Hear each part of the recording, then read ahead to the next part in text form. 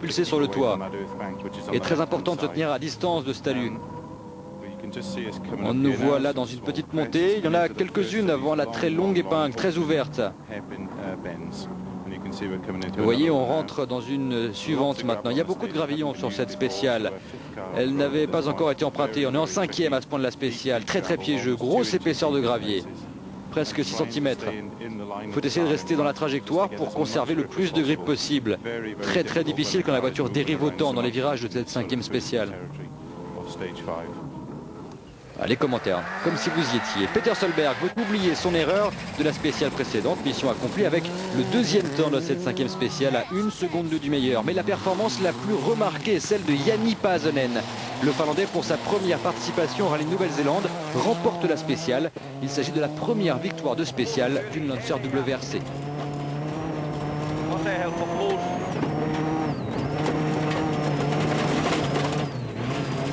Pääsönen s'empare par la même occasion de la 4e place, de la 3e place du général. Gronholm, lui, a rétrogradé au 5e rang. Frustré et handicapé par sa position sur la route, Marcus Gronholm se venge dans Tepa. Le Finlandais signe sa première victoire de spéciale et récupère la 3e place.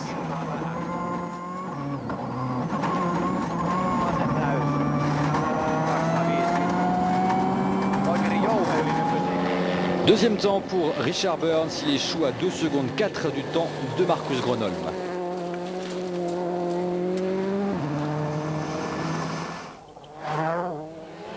Et comme au général, on retrouve 3 Peugeot avant-postes dans ce secteur, Rovanperä signe le 3e temps.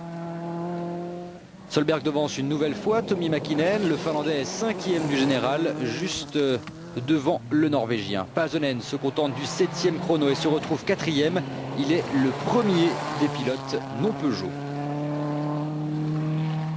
Voilà donc le classement avant les 2 super spéciales. Elles ont été toutes 2 remportées par Peter Solberg. Au terme du premier jour, on retrouve donc bien 3 Peugeot aux 3 premières places. Burns devançant Rovanperä et Gronholm. Ce changement après les 2 super spéciales, Mäkinen est le meilleur des autres. Richard, 17 secondes d'avance en fin de journée, ce n'est pas mal du tout. C'est parfait, plus que je pouvais espérer. On a les 2 types qu'il vaut mieux éviter d'avoir derrière soi aux 2e et 3e place avec Harry et Marcus. Mais au moins on occupe une bonne position, on ne s'attendait pas à être là. Auriez-vous pu être en tête ce soir sans vos problèmes techniques? Non, pas en tête, mais plus près de Richard, car c'est vrai, j'ouvrais la route, donc je n'aurais pas été en tête, mais à 15 secondes peut-être. Chez Mitsubishi, la satisfaction est mise. La dernière victoire de spéciale remontait au Kenya l'an passé. Le meilleur temps de Pääsönen dans la 5 leur permet d'avoir au moins quelque chose à fêter. C'est bon, c'est sa première participation ici, c'est sa première victoire de spéciale et c'est la première d'un WRC, oui, c'est vraiment délicieux. La Finlande est caractérisée par ses lacs, ses forêts et son calme. Pour se détendre, rien de tel pour le quadruple champion du monde, Tommi Mäkinen. C'est un endroit dans lequel nous venons souvent avec mes amis pour boire une bière ou un café lorsque l'on se retrouve autour de l'eau. Il est très important de s'arrêter parfois, se reposer complètement et tout oublier, ne plus penser au rallye. L'eau est chaude, venez nager, presque 25 degrés.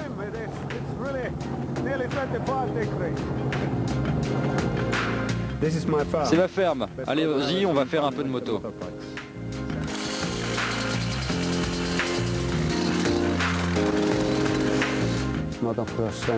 Le motocross et le rallye sont d'excellents entraînements physiques.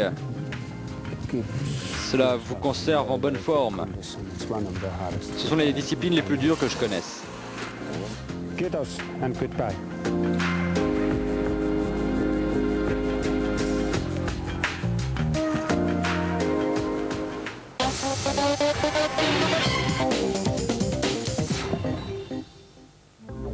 Allez, retour en Nouvelle-Zélande, qui est caractérisée par les sports extrêmes, la voile, la nature et la 12e épreuve du championnat du monde des rallyes.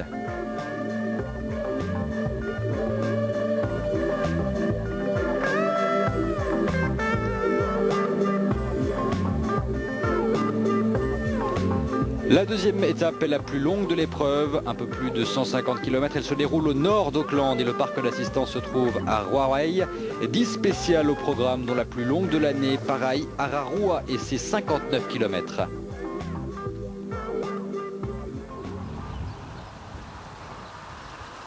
Et le départ de cette étape est donné, vous le savez, en ordre inversé. François Delecourt ouvre donc la route. Il signe le 13e temps à près de 55 secondes du meilleur. Il n'y a pas que les Peugeot justement qui ne souffrent pas de leur position de départ. Carlos Sainz sait que son employeur a besoin d'un doublé pour maintenir ses chances de sacre et que dans le même temps Peugeot ne marque pas 3 points. Autant dire que c'est plutôt mal parti. Le double champion du monde espagnol signe le 8e temps de la spéciale à près de 30 secondes du meilleur et occupe le 8e rang. Son coéquipier Marco Martin signe lui le 7e temps, c'est également sa position au général. L'Oax est loin et pour Marco Martin, eh bien, on souffre dans cette épreuve à l'image des pilotes Ford.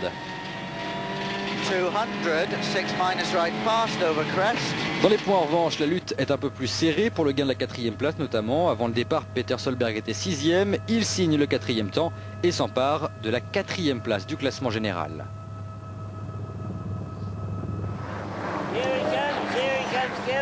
Tommy Mäkinen est 6 secondes plus lent que son jeune coéquipier. Le vainqueur de l'édition 99 du rallye se retrouve désormais 5e à 5 secondes de Solberg. Et Jani Pääsönen est battu de 6 dixièmes de seconde par Tommy Mäkinen. Le Finlandais se retrouve en 6e position au général. Le classement change quelque peu donc, mais la domination Peugeot en revanche subsiste. Par exemple, regardez la différence faite par Marcus Gronholm sur Peter Solberg, beaucoup plus rapide et nouveau temps de référence. Ari Rovanperä bute sur le temps de Gronholm, le Finlandais perd près de 10 secondes en 20 km sur son compatriote. Et c'est quand même une 5e victoire de spéciale pour Richard Burns qui porte son avance sur Rovanperä au classement général à près de 30 secondes. La 10e spéciale, celle de Toka Toka, le premier passage dans cette spéciale, à peine plus de 10 km à couvrir. Notre vue virtuelle nous permet une nouvelle fois de constater l'inclinaison de la route qui favorise les appuis des voitures en virage. Ces virages relevés naturels. Le problème des gravillons, en revanche, lui, reste entier. Gilles Panizzi s'est imposé à 3 reprises sur asphalte cette année. Il pourrait encore mathématiquement être titré, mais il lui faudrait pour cela remporter les 3 derniers rallyes. Pour l'instant, le Français se bat contre Armin Schwartz pour le gain de la 12e place.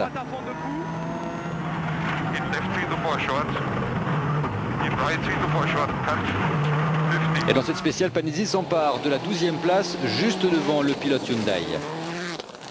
Prochaine cible de Panizzi, Tony Garnmeister, 25 secondes devant. Mäkinen signe le 5e temps, mais le quadruple champion du monde est à 12 secondes 8 du chrono de référence.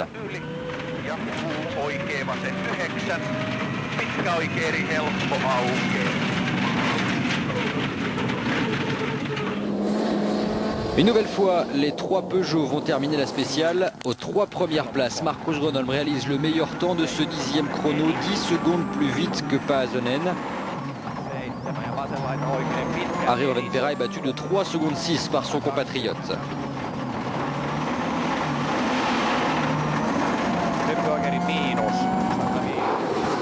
Richard Burns est déterminé, il doit absolument gagner pour maintenir ses chances de sacre. Pour le Britannique, ce serait sa première victoire sur 206. Une nouvelle fois, champion du monde en titre donne tout. Il est battu d'une demi-seconde par Burns. Par Gronholm, pardon. J'essaie de gagner, vous savez, Marcus attaque très fort, mais on a besoin de conserver cette place et de maintenir l'écart afin d'éviter toute chute de concentration. Jani, vous êtes en lutte contre Peter Solberg ce matin. Apparemment, il a été le plus rapide dans les 2 premières spéciales. Oui, mais la dernière spéciale était glissante. Mais pas de problème, je suis très heureux. En Nouvelle-Zélande, les pilotes du mondial affrontent la plus longue spéciale du calendrier. 59 km entre Paraï et Ararua. Et les équipes placent leurs hommes. On va mettre un marqueur Ford juste avant ce virage. Ils sauront que nous sommes là. Première voiture 20 minutes. L'an dernier, la Nouvelle-Zélande était très critique. Il fallait savoir où se trouvaient les voitures pour appliquer la tactique adéquate afin d'obtenir la meilleure position possible pour l'étape suivante. Cette année, c'est différent avec le nouveau système de départ. Les plus rapides bénéficient des meilleures positions. Donc il n'y a plus trop de tactique, mais dans cette spéciale, nous avons quand même indiqué aux pilotes leur partiel. Ils connaîtront ainsi leur niveau de performance par rapport à ceux des précédents. En tant qu'ancien copilote, Short sait exactement ce qu'il se passe dans la voiture et les informations dont les pilotes et les copilotes ont besoin.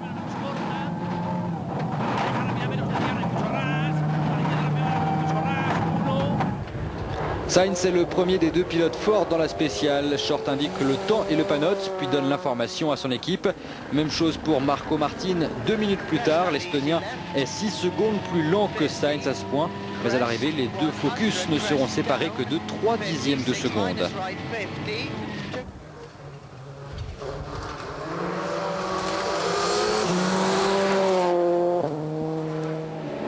Jani Pasanen tente le tout pour le tout dans cette spéciale de 59 km. L'occasion de frapper un grand coup et de reprendre la 4e place.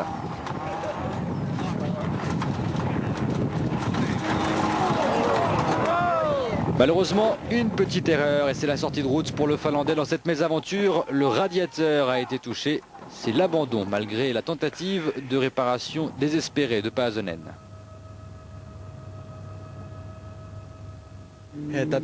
On a tapé dans ce gauche car on arrivait trop vite. La voiture a fait 2 ou 3 tonneaux et on doit s'arrêter maintenant. Pas de quoi effrayer Gronholm, le Finlandais sort une nouvelle fois la grosse attaque pour revenir sur Rovanperä et Burns. Il bat le temps de référence de Solberg de plus de 35 secondes. Harry Rovanperä est battu de plus de 10 secondes sur Gronholm. Il cède à son coéquipier la 2e place. Le Finlandais se retrouve 3e à moins de 5 secondes.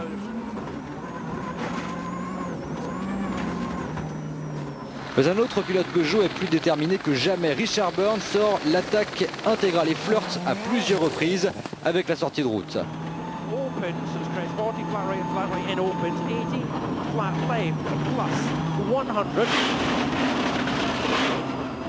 Malgré cette énorme frayeur, Burns signe le meilleur temps.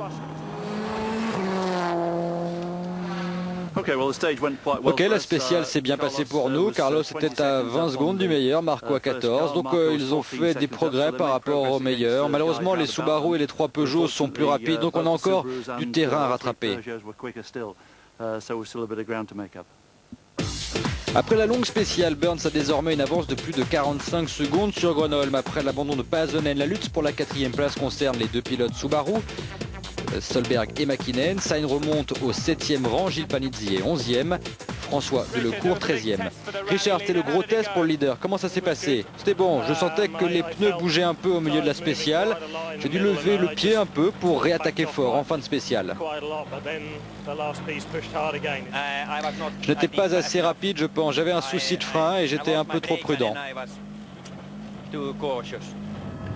12e et 13e spéciale, une trentaine de kilomètres au total. Dans la spéciale de Batley, Gronholm est à l'attaque intégrale. Si on compare sa performance à celle de Richard Burns, même sur cette spéciale très courte, on voit que sur l'écran de droite, l'avance est de quelques secondes pour le Finlandais. Sur la ligne, Marcus Gronholm devance Richard Burns de près de 4 secondes.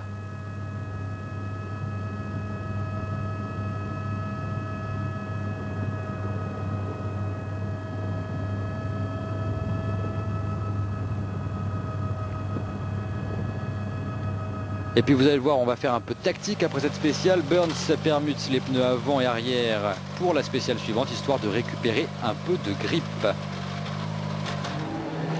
Marcus Gronholm remporte la 12e, Richard Burns gagne la suivante. Après 13 spéciales, le Britannique compte 42 secondes d'avance sur Gronholm.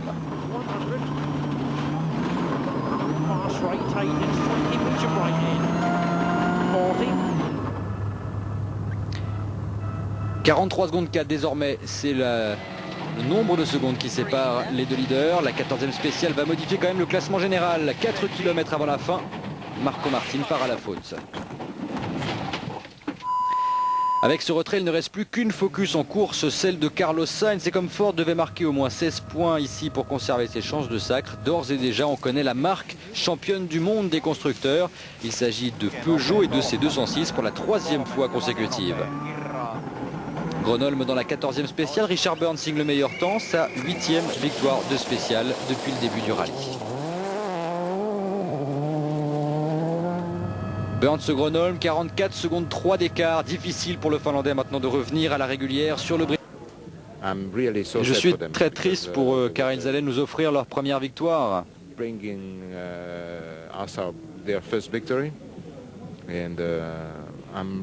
Je suis vraiment triste, il n'y a pas d'autre mot. Dans le même temps, on est champion du monde, mais ça minimise un peu notre joie. Marcus, vous auriez préféré une lutte contre Richard Burns, mais vous êtes le nouveau champion du monde. Oui, ça a l'air, c'est bon pour moi, je suis heureux. Ce n'est peut-être pas la façon la plus agréable d'être titré, mais tout ne s'est pas joué que sur ce rallye. Ça a été une très bonne saison pour moi, donc c'est bien. Les 3 dernières spéciales de la 2e étape, 16, 17 et 18, un peu moins de 50 km. François Delecourt profite d'une très bonne fin d'étape pour s'emparer de la 10e place devant Armin Schwarz. 1 minute et demie devant la Mitsubishi, Tony Garnmeister, le pilote Skoda, est en lutte contre Gilles Panizzi pour la 8e place. Carlos Sainz est confortablement installé en 5e position. Il a plus d'1 minute d'avance sur Juha Kankkunen.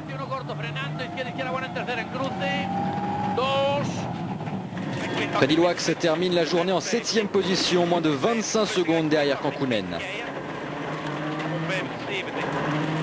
Tommi Mäkinen est 4e du classement général, mais son retard sur son jeune coéquipier est déjà supérieur à la minute à 8 spéciales du but.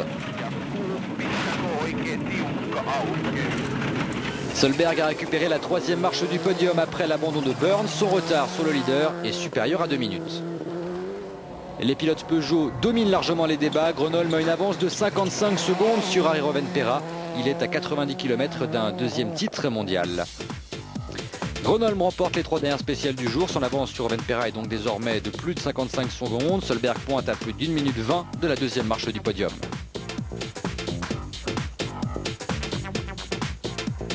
Marcus, pouvez-vous être champion du monde 2002 demain? Oui. Ok, je suis champion du monde, mais je veux toujours gagner ce rallye. Et pas de fête avant la fin de l'épreuve.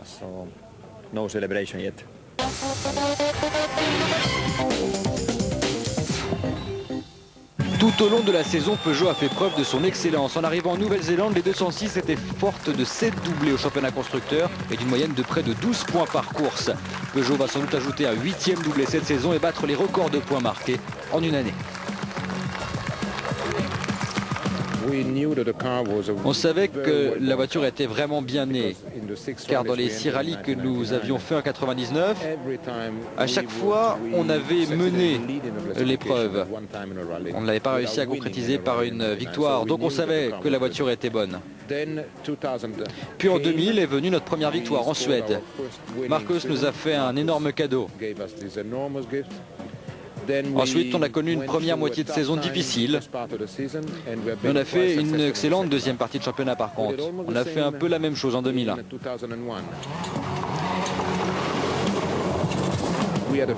On avait une voiture rapide, mais elle n'était pas fiable à 100% sur les rallyes difficiles. Donc on a travaillé très dur pour résoudre ce problème de fiabilité. Et cette année, ce n'est pas l'année parfaite, mais on est très proche de la perfection. La dernière étape du rallye de Nouvelle-Zélande, la 3e journée la plus courte, 90 km au programme répartis sur 8 spéciales. Elle se compose de 7 sprints très courts d'une dizaine de kilomètres et d'un secteur long de 32 km, la spéciale de Te Akau Nord. La routine avant le début de l'étape, on parle notamment choix de gomme, la seule chose acquise avant le coup d'envoi de cette 3e étape, la razzia de Peugeot sur le mondial. Les titres pilotes et constructeurs sont tombés dans l'escarcelle des Lionnes. La spéciale d'ouverture de cette dernière étape, Otto Roea Trig, longue de 4 km 6, Gilles Panizzi signe le 6e temps. Carlos Sainz entre en piste, il sera crédité du 5e temps, 2 secondes devant Gilles Panizzi.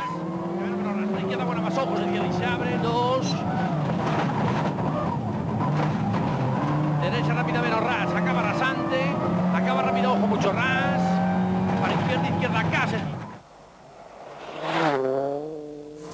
Tommy Mäkinen a vécu une saison 2002 frustrante. Pire, en Nouvelle-Zélande, son jeune coéquipier évolue en 3e position, près d'1 minute devant lui.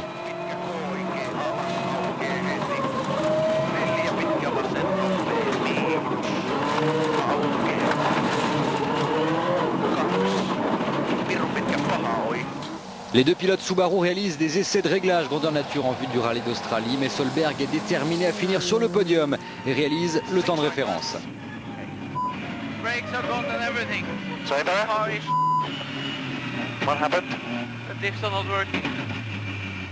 Et le Norvégien se plaint de ses freins et de ses différentiels. Ari Rovanperä semble assurer la 2e place. Position assurée ou pas, il devance Solberg une demi-seconde.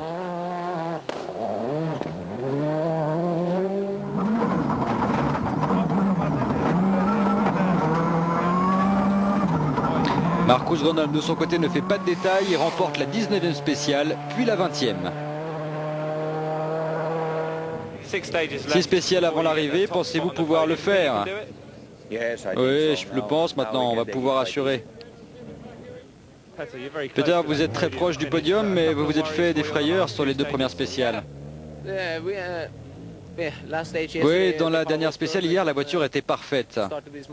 Quand on a commencé la spéciale de ce matin, on avait un problème sur le différentiel central au freinage et à l'accélération. On manquait de pression.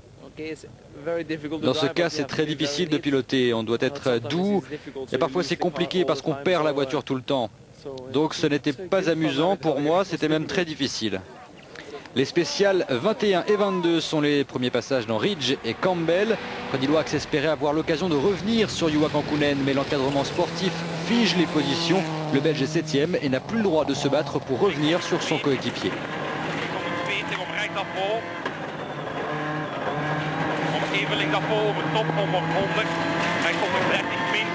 Juha Kankkunen n'a donc plus de pression, il compte désormais 30 secondes d'avance sur Loax. Fait rarissime durant cette épreuve, dans la 21e spéciale, Solberg est battu par Mäkinen.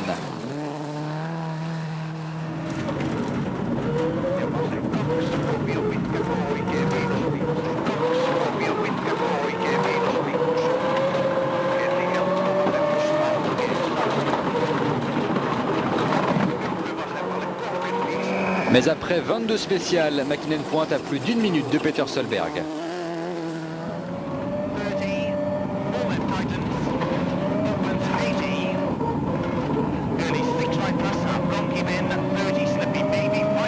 Rovanperä assure, confirmation avec un 5e temps dans la 21 et un 4e dans la 22e spéciale.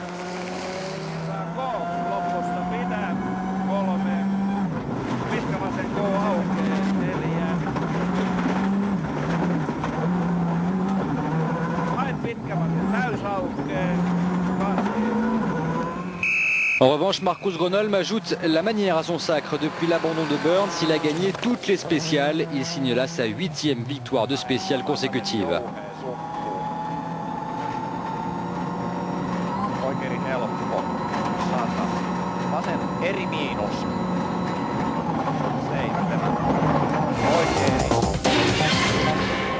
Avec Kankkunen 6e et Loax 7e, la Nouvelle-Zélande représente la meilleure performance des Hyundai depuis longtemps. Explication de l'ingénieur Graham Neal. C'est le turbo de l'accent WRC3. Pour résumer, c'est une sorte de grosse pompe à air reliée à l'échappement. La turbine prend le relais et compresse l'air dans un restricteur. Il est ensuite réinjecté dans le moteur via un intercooleur. Le turbo a 2 boulots. Le premier, produire de la puissance. Le deuxième, améliorer le temps de réponse. Il y a aussi un système Bang Bang qui procure à l'échappement ce son caractéristique. Cela maintient la turbine en action et améliore la puissance quand les pilotes lèvent le pied. La puissance est déjà disponible et la réaccélération est immédiate. Durant le rallye, on monitorise les performances du turbo, on vérifie les pressions et mesurons la puissance ainsi que la vitesse du turbo. En cas de problème, si besoin, on peut le changer à l'assistance. Ici en Nouvelle-Zélande, c'est très rapide et la performance du turbo est cruciale pour permettre aux voitures d'avaler les longues lignes droites à pleine vitesse.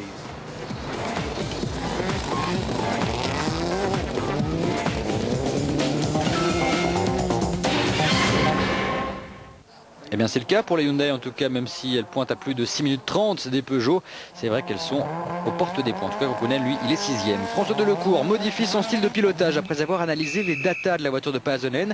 Il est désormais confortablement installé en 10e position. Karl Meister effectue une belle fin d'épreuve, rentrant sur les spéciales 23 et 24 dans les 6 meilleurs temps.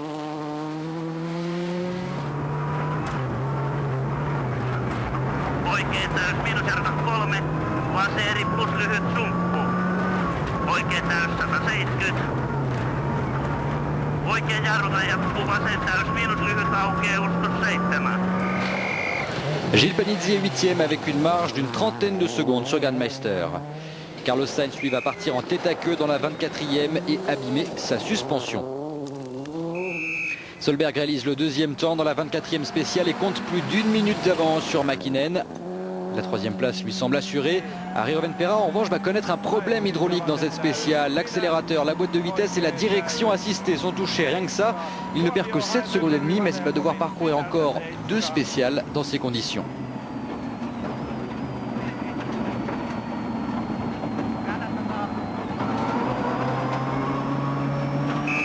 Pas d'inquiétude pour Marcos Gronholm qui remporte sa 10e spéciale consécutive. Énième camouflet pour ses adversaires. Il enchaîne les meilleurs temps, le sourire aux lèvres. Regardez.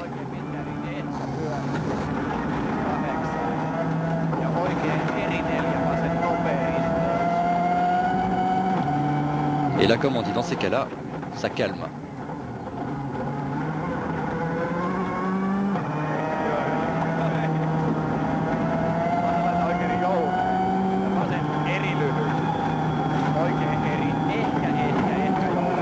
À 2 spéciales du but, à 21 km de l'arrivée, rien ni personne ne peut battre Marcus Gronholm. Le Finlandais compte plus de 2 minutes et 16 secondes d'avance sur Harry Rovanperä. Solberg est 3e à plus de 3 minutes. Par contre, Solberg peut encore espérer accrocher la 2e place puisque Rovanperä a des problèmes hydrauliques. Les 10 km 6 de FIF sont empruntés à 2 reprises. Mäkinen va réaliser le temps de référence.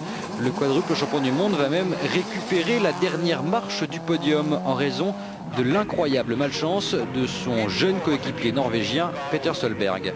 Regardez.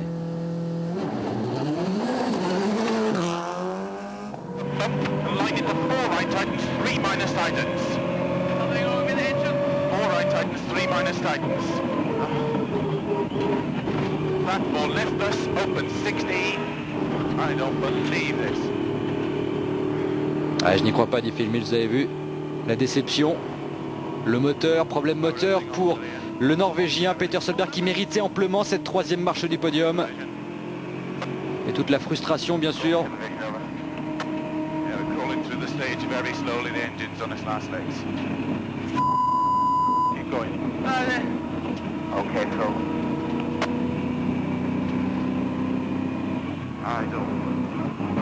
À la poisse pour cet équipage vraiment très sympathique qui aurait mérité encore une nouvelle fois de faire un podium. Malheureusement pour Peter Solberg, c'est vraiment chat noir cette saison. Rovanperä donc va continuer de se débattre avec son problème hydraulique, mais il n'a plus la pression de Solberg. Il va perdre bien sûr du temps sur Mäkinen, mais il conserve plus d'1 minute d'avance sur le Finlandais à une spéciale du but.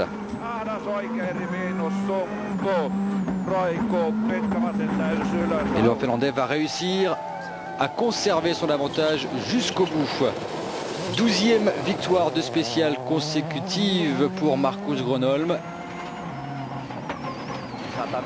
Déjà titré, le Finlandais ajoute la manière. Il compte désormais plus de 3 minutes d'avance sur Harry Rovanperä.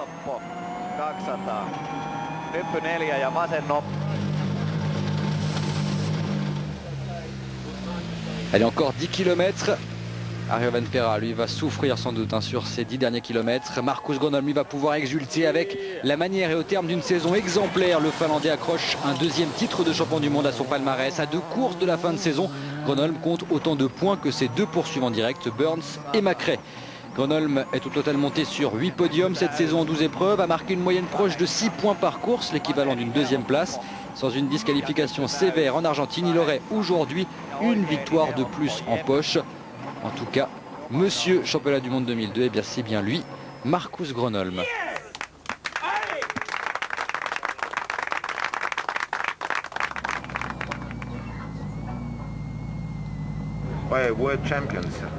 Mais champion du monde, que puis-je dire? Kitos, merci. C'est la 7e victoire, il n'y a pas de mots. Revenez très vite, on va sabrer le champagne. Marcus Gronholm relègue le second après 4 minutes. McKinnon termine à 4 minutes et 26 secondes de son compatriote. Bottier groupé des Hyundai. Gilles Panizzi échoue aux portes des points au 7e rang de la course classe 9e. Tommy, vous devez être ravi de remonter sur le podium. Non, pas dans ce cas. Je n'ai aucun plaisir. Je suis désolé pour Peter qu'il abandonne aussi près de l'arrivée. Ce n'est pas si bon pour nous. Pour l'équipe, on a essayé de marquer le maximum de points possible. Vous venez de terminer le rallye, mais vous allez prendre part à la fête, Peugeot, hein, qui vient d'emporter ces superbes championnats. Ouais, c'est fantastique, car maintenant, il n'y a plus de pression pour l'Australie et l'Angleterre. On va faire vraiment 2 rallyes sympas.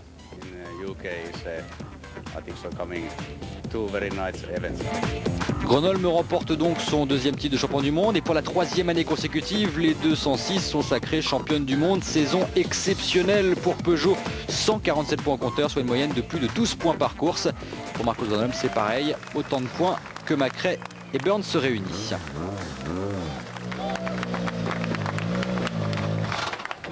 Marcus, félicitations, vainqueur et double champion du monde. Oui, merci, c'est bon, bon feeling. Est-ce qu'il signifie plus que le premier titre? Non, le premier c'était le meilleur. Bien sûr, c'est bon, hein, mais la première fois ça a toujours quelque chose de spécial. Timo, vous devez être comblé avec ce 2e titre. Oui, bien sûr, et j'attends avec impatience l'année prochaine. Pouvez-vous encore gagner l'an prochain? Ce sera plus difficile avec Richard, mais nous essaierons.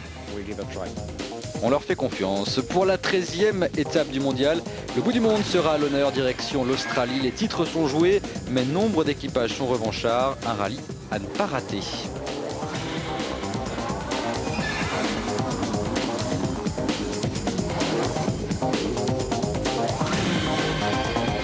Mais on se quitte sur ces images néo-zélandaises, sur cette fantastique saison de Peugeot Sport, son 3e titre consécutif, le 5e de son histoire, et sur la consécration d'un duo aussi rapide qu'attachant, Marcus Gronholm et son copilote Timo Rautiainen.